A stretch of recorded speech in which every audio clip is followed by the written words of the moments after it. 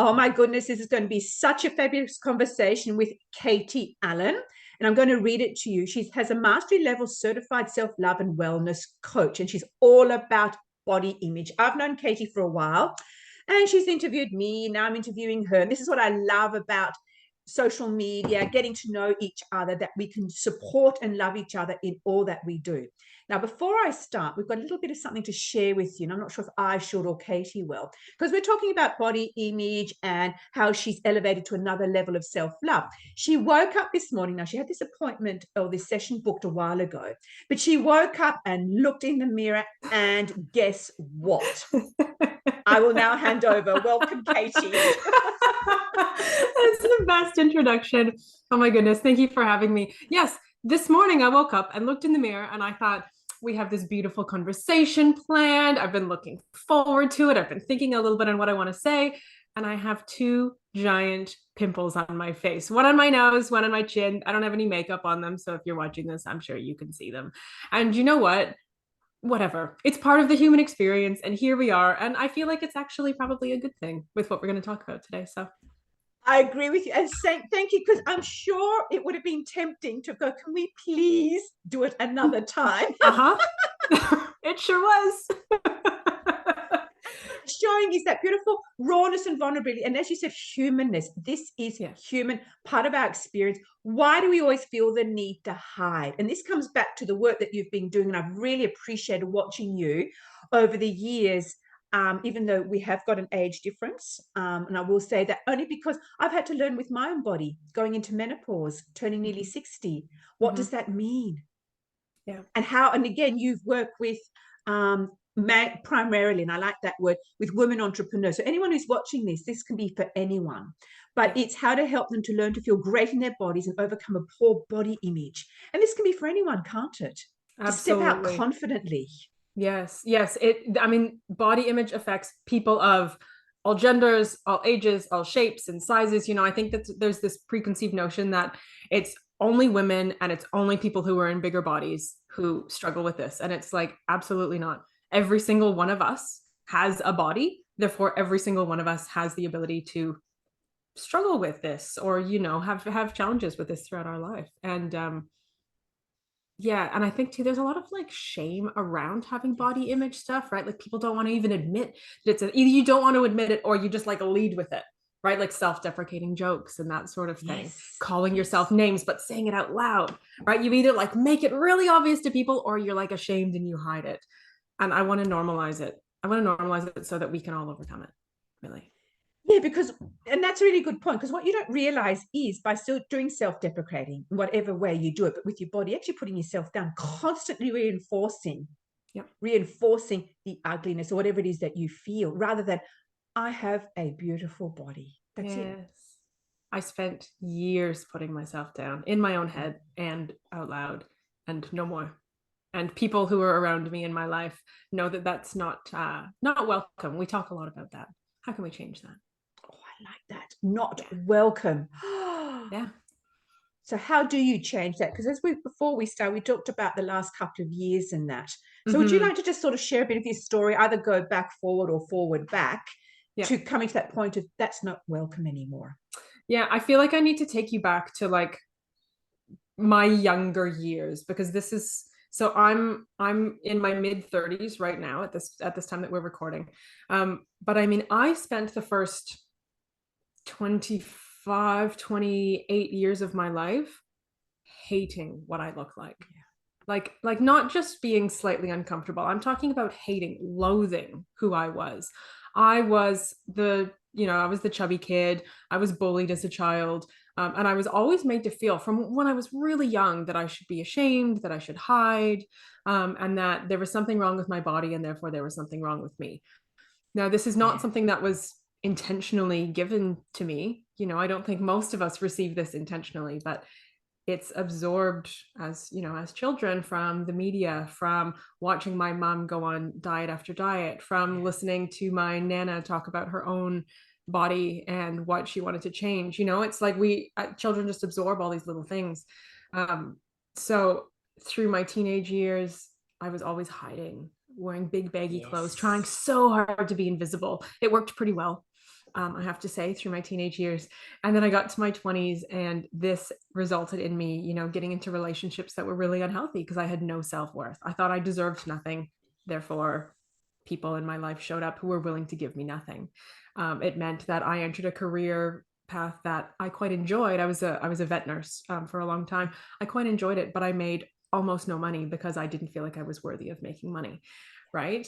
So like this, it showed up in all these different areas. And throughout all of this time, I constantly was feeling ashamed of what I look like. Though I never yo-yo dieted a lot, I was definitely always conscious of my body. If I had gained weight, if I had lost weight, what was going to make me look slimmer? What clothes could I wear that would hide me better? Okay.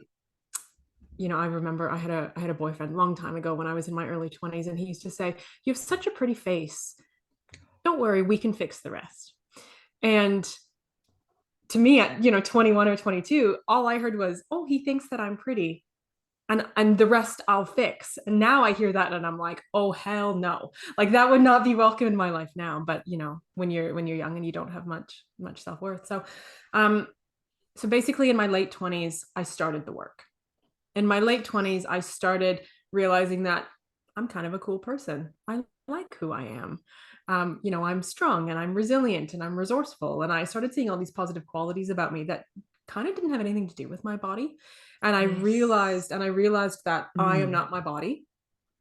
And also that my body is my home. And it is the vessel that is carrying me through this life, that allows me to experience adventure and joy and love. And like, how lucky am I to be in this body? And when I started getting to that, it was like, I am so lucky. I gained 5 kilos. Who the hell cares? I am so lucky to be in this body, right? It's like that number on the scale or that size started meaning less and less. Now, this was over years, right? There was a lot of work that was involved in this. I don't want to say that this was just like a, instant one day. But yeah, it got to that place, and it really came down to being grateful. Yes. Yes, and I'm making notes here, because I wanted to remember it down the track. But I want to come back, like, I am not my body. Ooh, everything in me just went like that. Yeah. It is my home, my temple. Totally. Yep. I agree. Yeah. And how lucky am I to be in this body? Yeah. Yes. Yeah. Yes. Yeah. Yes. Oh, and I was going to say, because those, when down the track, we're going to put out how you can contact Katie. But this is part of your work and your Instagram. Now, you do it on Facebook too, but what I noticed on Instagram is you finally putting yourself out there in ways that you wouldn't normally do. Yeah.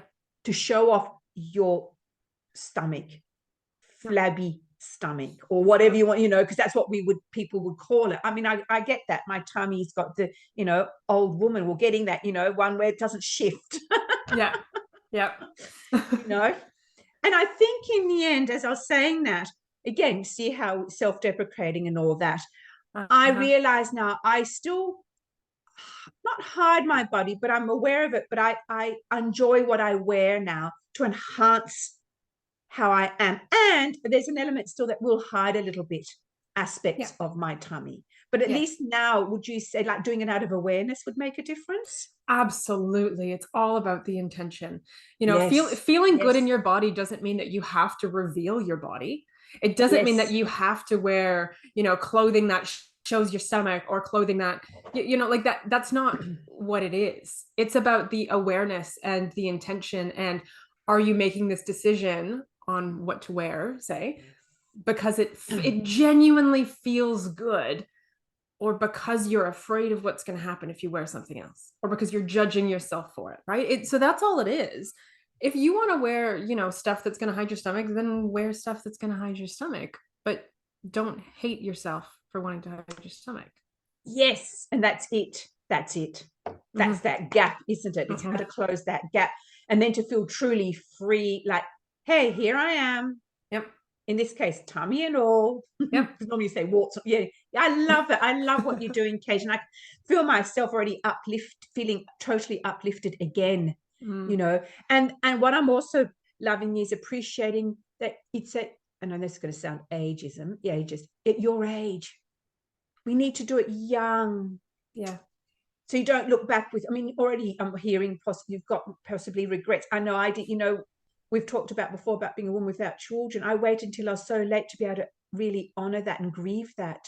Yeah. And how that can take away then from your life. Absolutely. Yeah. I mean, I think anything that we are beating ourselves up about or suppressing, running away from, anything like that has the ability to take us away. It takes us out of the present. And when it takes us out of the present, it's taking us away from quality of life and joy and happiness and love and all of those things. And I am young when it comes to this sort of stuff. I do recognize that it's quite often people in their 40s, 50s, 60s who are finally at this place of like, oh, okay, I want to change something. But my vision is that one day it doesn't even exist, right? Yes. So I don't have children at the moment, but I do have a niece who's 5 years old.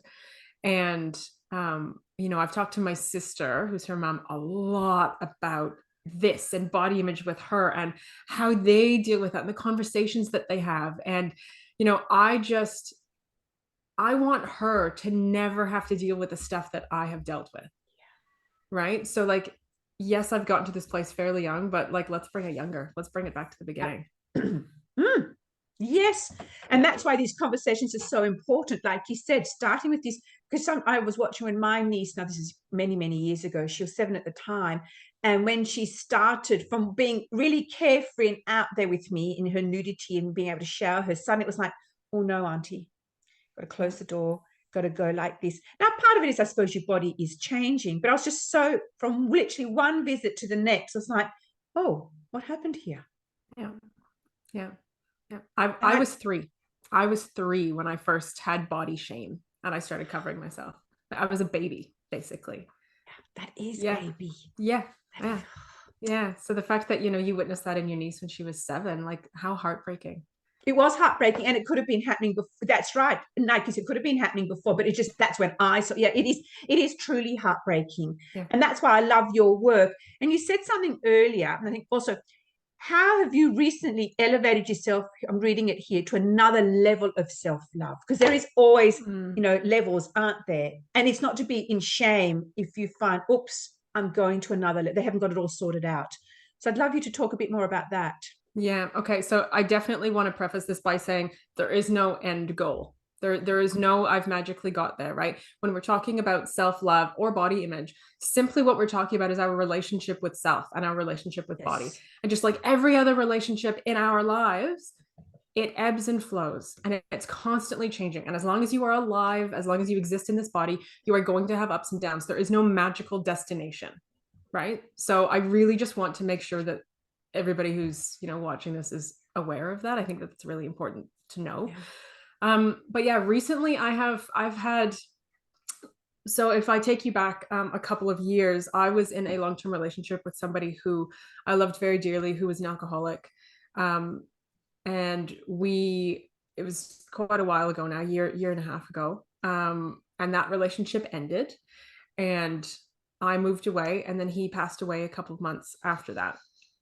Now I was on the other side of the world visiting family at this point, and it was an incredibly traumatic few years in being in that relationship, and then of course losing him and all of the repercussions of that.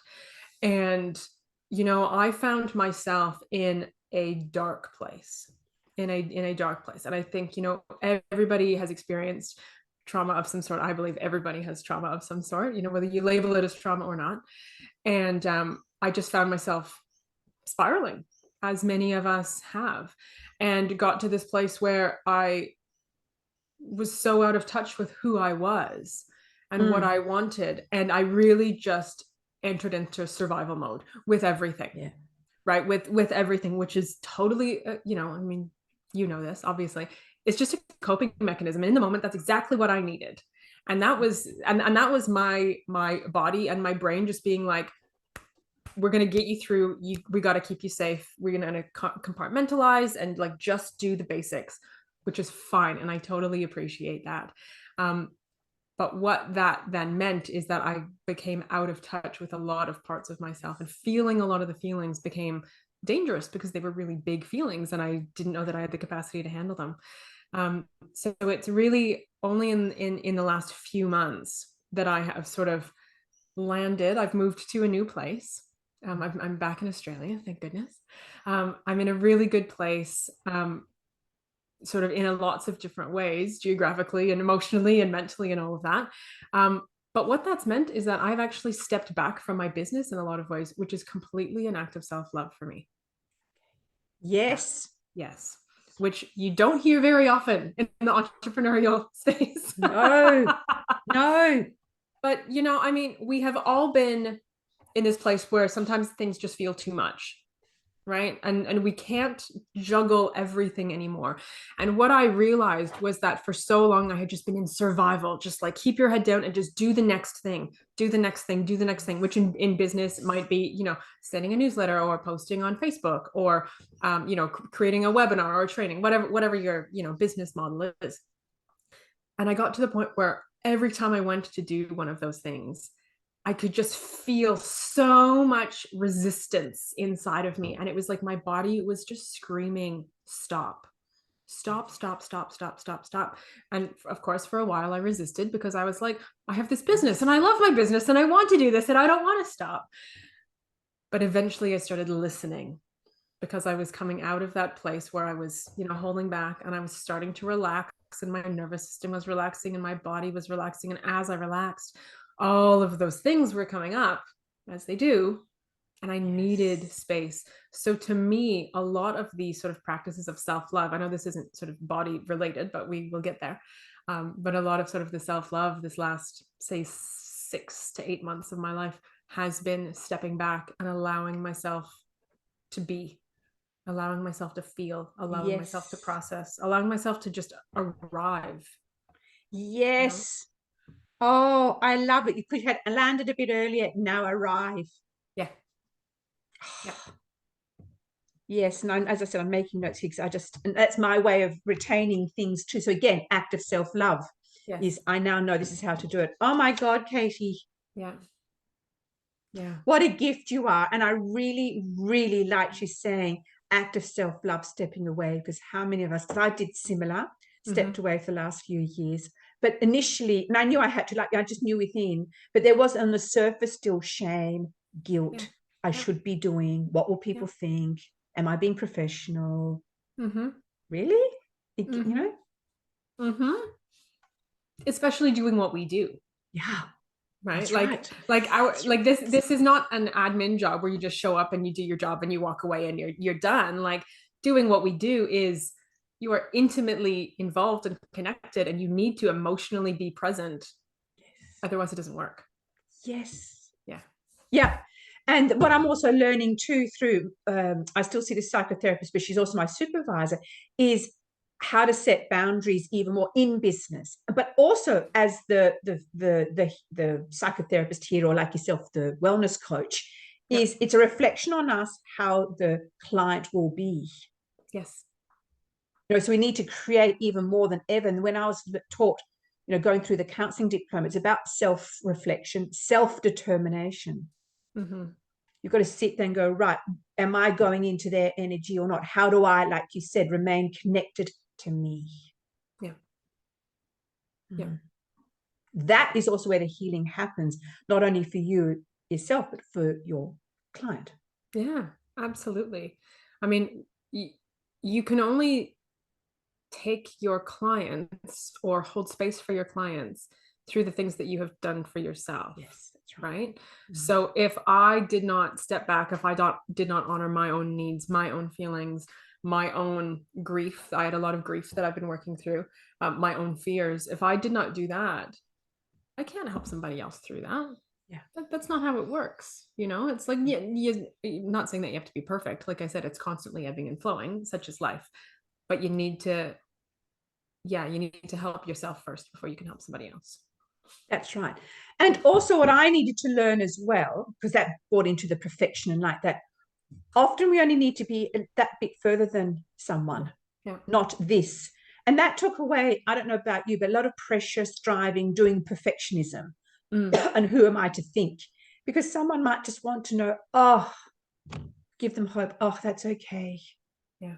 And it's okay to still be on the journey. Yeah. We are all on the journey. Mm. And Mm. it's not about being ahead. It's not about, my journey is better than your journey, or I'm at this place, where are you? It's like, I'm 2 steps ahead, but let me hold your hand and let's walk it together. Yes, that's right. Yeah. Yeah. Oh, again, I just got this beautiful image of, I don't know, a child came into mind, and even though it's not, that's not the relationship you have, but it's just saying to that child within, hey, I'm here. You've got someone here to be with you on this journey. Excuse me, I'm just going to go on to mute. Keep talking because I'm going to cough. So if you just keep, what would you say to that? Yeah, I mean, I think definitely part of my journey these last few years, I've done a lot of inner child work. I've worked with different practitioners to help me with that. But I would say too, one of the biggest things for me has just been awareness. I've always been a very self-aware person anyway. I think it's just part of my makeup. But of course, becoming a coach, working in this space, having conversations such as this, it brings that level of self-awareness to a completely different level. And having that, just sort of being aware that whenever stuff comes up for me, as it does for all of us, most of the time it's like an inner child thing, right? It's a fear of abandonment, fear of failure, fear of rejection, not being good enough, not being loved, whatever that happens to be. And it's like, and that's part of this journey of self-love, right? Is seeing that and not being angry at yourself for it, not being frustrated at yourself for it, seeing it and holding that with compassion and going, whatever is happening, let's just love that part of me a whole lot more. Let's just hold that part of me Yes. with so much compassion and kindness and empathy, and understanding that it, like I said, it is usually like the child within you. That is how we grow. Like, you're not going to grow and evolve when you're being mean and nasty to yourself. Then you're just going to go into your shell and hide and protect yourself. You can only truly grow when you sort of address this with love and compassion. And it is about love and compassion. And the other thing I was thinking about as well, for anyone who's watching, because Kate and I have chosen to go on even more and more self-awareness, doesn't mean that you have to. You go to the level that you want, or as far as you want. So again, if we're not careful, once upon a time I would have felt pressured. Oh my God, I've got to be like Kate, I've got to keep going. Actually, no, you don't. No, you don't. You don't. And again, it's coming. That part of me so much. Let's love that part of me so much. It might be that's all you need to do for now. Yeah. Because I don't know about you, but I think you did mention earlier, I just kept striving and doing in my healing. A lot of people do. A lot. You know? And then the healing becomes toxic. Exactly right. It becomes an addiction. It became my trauma, a trauma within a trauma. But I didn't know how to step off because I was so scared. Yeah. Yeah. And I think bringing that back to that body image, like you said, like seeing those pimples, just go through the process that like, okay, you did see your pimple. We mentioned earlier, but because something I've learned too, that when something comes up, often it just takes a nano minute or second just to get through it. Just go through the process of how did you work through this, that you could actually sit here comfortably. What would you suggest to someone if they were coming to you as a business owner wanting to put themselves out there? Oh my God, I've got 2 pimples. Right. Okay. So first off, truth be told, I'm slightly uncomfortable. Right. I don't like putting myself out there with pimples. I don't think anybody does. It's not necessarily about liking it or feeling amazing about it. Right. It's about accepting that this is the truth in this moment. Yes. It's acceptance. Right. It's accepting that it is what it is, and understanding that what someone may label as a flaw or an imperfection on my skin is actually just my reality today. Yeah. And it's only a flaw or an imperfection because somebody somewhere has labeled it as that. That doesn't mean I have to label it as that.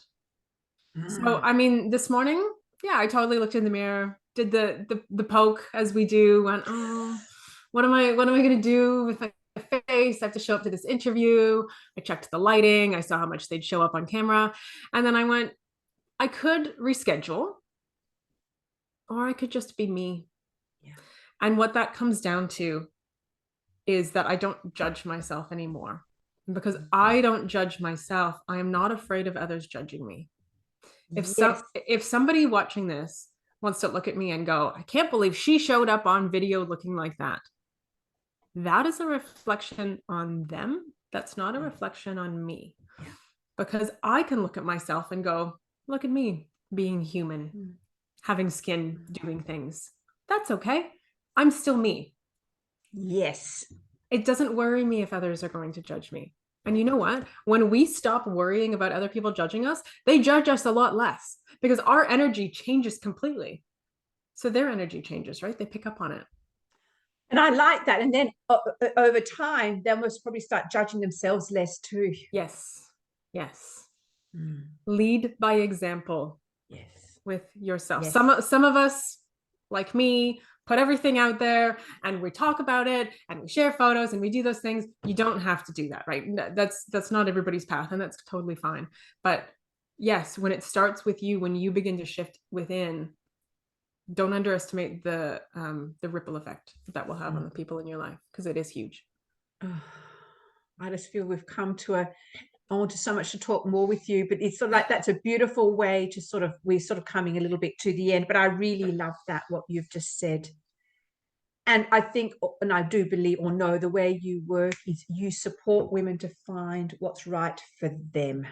Yes, absolutely. Despite perhaps family, conditioning, society, what's right for you. So listen, anyone who's listening, just know, it's right for you. Yeah. And that is what you support women or who are to unpack, isn't it? Absolutely. That's it. Yeah. It's your relationship with you.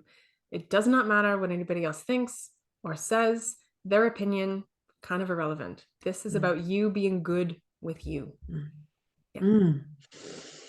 Oh, anyone who's just breathing, about you being good to you. Yeah. And as you said earlier, it takes time. It does. I mean, all of us want that magic bullet. We want the pimple to have been gone. So, I mean, that's a good, analogy at the moment. But we want that feeling of anger, shame to be gone today, or that my tummy, oh my God, ideally, I'd love it to be gone. I don't want to do the work to actually support it, to strengthen and love it. I'd rather just go, oh, Katie, can you just put that little bit of magic on me? Yep. Sparkles. Yep. Hey, here I am. Then we don't learn, then we don't grow, right? The That's magic right. would actually take away the real magic, and the real magic is the lessons and the growth and the learning. Yes. And if that's what we focus on, then the rest becomes kind of beautiful in its own way.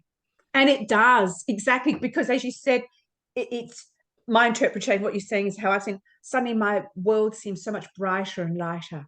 Yeah. I'm seeing things color in a depth I didn't think I'd see before. I'm seeing little moments like, wow. Yes. Yes. That is the magic. The magic is not magically getting rid of a pimple. That would be sort of handy. The magic is in your perception changing. Yes. That is the magic. Yeah. And you're saying that, and coming from within my body. Yes. So I'm sort of looking inside out versus outside in. Oh, you're just giving me a lovely So you can stand there in your body, in your glory, going, not only am I beautiful, you're coming from that and seeing what's out there. Oh, wow, Katie. I've just gone all delightfully goosey. Me too. Me too. Thank you for reflecting that back to me. You gave me goosebumps too. It's beautiful. Pleasure. And this is what it's all about. And this is why working with someone like yourself is giving others the opportunity to be able to, they have their own insights for you too. And as it's a beautiful reflection back, because someone's hearing you, someone's witnessing you, someone's there without judgment. Yeah. And you most certainly do that. Because in the end, why would you want to judge someone when you're not judging you? Like, why would you do that? Yeah. And that creates a beautiful container of safety for someone to be able to come to you. So would you like, as we come to sort of the end, share a bit how you do that and any words of wisdom you'd like, and then how to connect with you. And I will be putting all these things into the description. Okay. I would say at the moment, all of the work that I do is one-on-one. And it is very specifically because of exactly what you just mentioned, creating a safe container. Now, I think that there can be magic when you're working with groups and, pulling other people's energy. But for the majority of people doing this work, it is scary, right? There can be shame, there can be guilt, there's a lot of big feelings. So it is one-on-one, and generally over like a 3 to 6 month period because we need time, Yes. because there is no quick fix. It doesn't exist. So that is how this works. It's fully customized to everybody who comes to me. There is no like blueprint that I try to fit you in. You come, we chat, we say, what are your challenges? Where do you want to be? And then put the pieces together and see if us walking that path together is the best thing for you. As far as contacting me, the easiest place to do that is my website, which is just katieallen.co. That is my home base. So from there, you can find out how to work with me. You can book a free call. You can find me on socials. I'm Katie Allen Coaching on Instagram and Facebook. You can also listen to my podcast, which is called Self Love Ignited. Again, you can find it through my website, katieallen.co. It's all there. And then last words of wisdom, last words of advice.